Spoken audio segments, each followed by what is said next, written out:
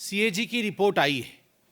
दिल्ली की सरकार किस प्रकार काम कर रही है, अरविंद केजरीवाल जी की सरकार के कामों का मुआयना controller and auditor general CAG उन्होंने किया है और वो रिपोर्ट आज पब्लिक हुई है, अखबारों में भी छपी है, मीडिया में भी विषय चल रहा है। सबसे पहले तो अनेकों विषयों पर सीएजी ने फोकस किया है, मगर सबसे महत्वपूर्ण विषय शीश महल है, उनका खुद का घर है। जो लोग कहते थे कुछ नहीं लेंगे, सरकारी बंगला नहीं लेंगे, घर नहीं लेंगे, गाड़ी नहीं लेंगे, किस प्रकार से दोनों हाथों से उन्होंने बटोरा है, किस प्रकार से करप्शन किया है, उसका काला चिट्ठा सीएजी के रिपोर्ट में आता है। अब ये अरविंद केजरीवाल जी, उनका जो डेजिग्नेटेड घर है उसका एड्रेस है 6 फ्लैग स्टाफ रोड।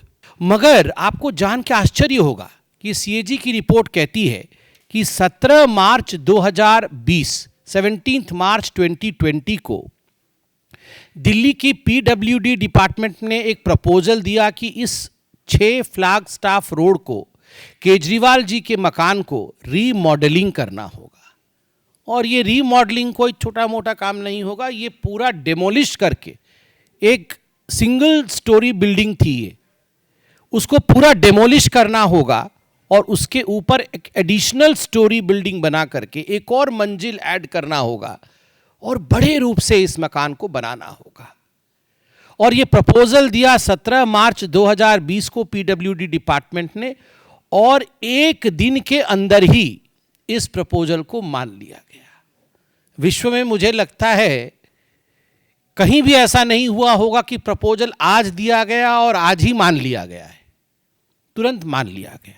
अब मान लिया गया तो क्या हुआ, तो एस्टिमेशन होती है, कोई बिल्डिंग बनेगा उसको तोड़ा जाएगा, नई बिल्डिंग बनेगी, तो एक एस्टिमेटेड कॉस्ट निकालना पड़ता है कि इतना खर्चा होगा। तो एक एस्टिमेशन उसका निकाला गया कि कितना एस्टिमेटेड कॉस्ट है। तो आपको बता दूं, एस्टिमेटेड कॉस्ट है 7 करोड़ 61 लाख रुपए, 7 करोड़ 61 लाख रुपए का एस्टिमेशन बना कि इतने में अरविंद केजरीवाल जी की हवेली बन जाएगी। मगर बाद में टेंडर प्रोसेस होता है, एक तो एस्टिमेटेड कॉस्ट होता है, उसके बाद सरकार टेंडर निकालती है। तो टेंडर निकाला गया तो टेंडर का कॉस्ट 8 करोड़ 62 लाख रुपए का निकला। मतलब एस्टिमेटेड कॉस्ट 7 करोड़ का हुआ और जब टेंडर निकला तो वो 8 करोड़ 62 लाख का निकाला गया। उसी में ही पहले में ही घोटाला हो गया। एस्टिमेशन आपने किया और टेंडर निकाला 8 करोड़ 62 लाख रुपए का, मतलब 13.21% टेंडर कॉस्ट आपने ऊपर रखा, जो एस्टिमेट आपने खुद किया था। अब उसके बाद अप्रैल 2022 में ये काम कंप्लीट हुआ। जो काम 2020 में प्रपोज हुआ था वो 2 साल के बाद 2022 में कंप्लीट हुआ। मतलब जब कोरोना का प्रकोप चल रहा था उस समय सारे लोग व्यस्त होकर दिल्ली सरकार में ये काम कर रहे थे कि कैसे ये शीश महल तैयार होगी। तो शीश महल तैयार हो गया। अब फाइनल पेमेंट कितना दिया गया, मैंने आपको कहा 7 करोड़ एस्टिमेशन, वो 62 लाख 61 लाख हम पॉइंट वाला छोड़ देते हैं, 7 करोड़ एस्टिमेशन, 8 करोड़ का टेंडर हुआ और उसके बाद जो पेमेंट दी गई 2022 में वो है 33 करोड़ 66 लाख 66 लाख 33 करोड़ 66 लाख 33 करोड़ 66 लाख रुपीस। कहाँ 7 लाख का एस्टीमेट, 7 करोड़ का एस्टीमेट, और कहाँ 33 करोड़ दिया गया है। मतलब जो एस्टीमेटेड कॉस्ट 7 करोड़ का था उससे 342.31% अधिक पेमेंट किया गया, और जो टेंडर्ड अमाउंट था 8 करोड़ का उससे 290.49% का ऊपर पेमेंट किया गया। आप सोचिए, इतना घोटाला तो हमने कहीं नहीं सुना होगा, वो भी एक हवेली के पीछे, अरविंद केजरीवाल जी के शीश महल के पीछे इस प्रकार का घोटाला। और क्या क्या इसमें घोटाला हुआ, सीएजी और क्या कहती है। सीएजी कहती है, देखिए कोई भी बिल्डिंग बनानी हो, कुछ भी आपको एक काम करना हो तो आजकल है एक टर्म कंसल्टेंट।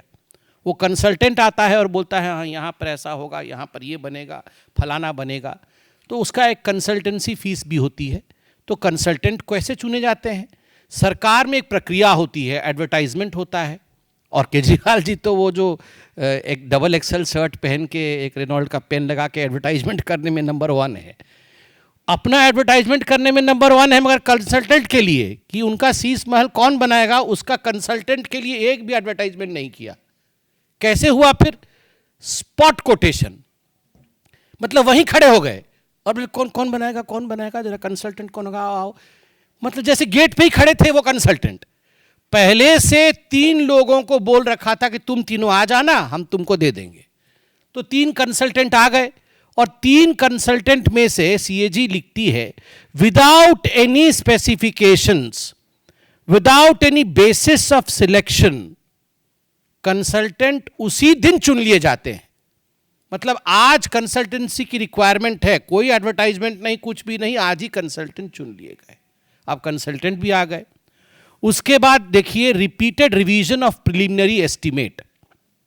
अब कोई भी घर बनता है, मकान बनता है, रोड बनता है, कुछ भी बनता है तो एक प्रिलिमिनरी एस्टीमेट होता है कि हाँ ये जो है ये ग्लास का ढकने वाला सामान है, ये कितने का आएगा, ये 20 रुपए का या 25 रुपए का आएगा।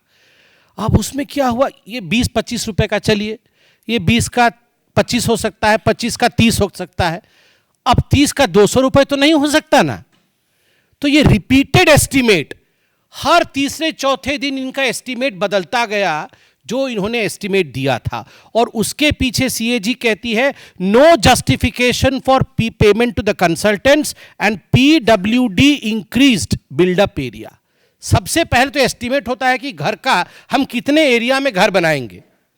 हम सब जानते हैं कि इतने स्क्वायर मीटर में हम घर बनाएंगे, कि इतने स्क्वायर फुट में हम घर बनाएंगे। तो पहले एस्टीमेट हुआ था, प्रिलिमिनरी एस्टीमेट हुआ था कि बिल्डअप एरिया रहेगा 1397 स्क्वायर फुट का। 1397 स्क्वायर फुट में हम बिल्डअप एरिया रखेंगे। इसी के आधार पर सारा टेंडर इत्यादि हो गया और रातों रात एक दिन बदल दिया उन्होंने बदल करके कर दिया कि 1905 स्क्वायर फीट, मतलब 36% बढ़ा दिया एस्टीमेट कि 1905 स्क्वायर फीट में, क्योंकि अब शहंशाह क्या रहेंगे 1300 स्क्वायर मीटर में, शहंशाह तो थोड़ा बड़ा होना चाहिए।